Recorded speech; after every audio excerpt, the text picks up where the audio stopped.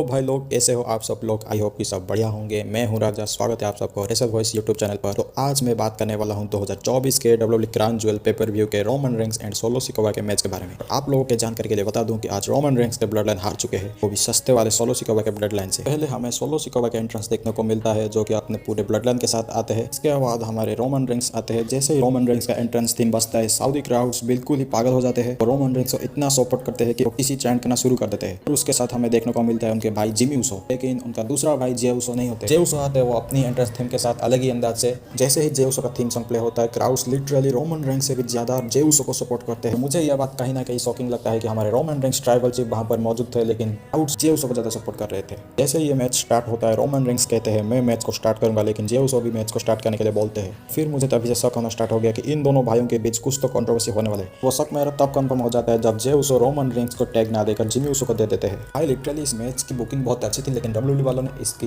Ending को पूरा ही बेकार बना दिया, क्योंकि इस मैच में हमारे ट्राइबल चीफ रोमन रेंस हार चुके हैं और वो भी पिन हो चुके हैं अपने भाई सोलो सिकोवा के हाथों। सोलो सिकोवा के ब्लड लाइन हरा देते हैं हमारे रोमन रेंस के ब्लड लाइन को। भाई इस मैच में जे उसो थे, जिमी उसो थे, इन दोनों होने के बावजूद भी शिकार रोमन रेंस बनते हैं और सोलो सिकोवा बिल्कुल ही डिस्ट्रॉय कर देते हैं रोमन रेंस। तो वो 3-4 समान स्पाइक लगाकर रोमन रेंस को पिन कर देते हैं और रोमन रेंस के पास जवाब नहीं होता। लिटरली मुझे WWE वालों को कौन सा गाली दूं मुझे समझ में नहीं आ रहा है, क्योंकि इस मैच में WWE वालों ने रोमन रेंस को पिन करवा दिया है, वो भी सोलो सिकोवा के हाथों। जो कि भाई क्रिएटिव कंट्रोल में कौन ट्रिपल एच के साथ सस्ता नशा करके बैठा है मुझे नहीं मालूम।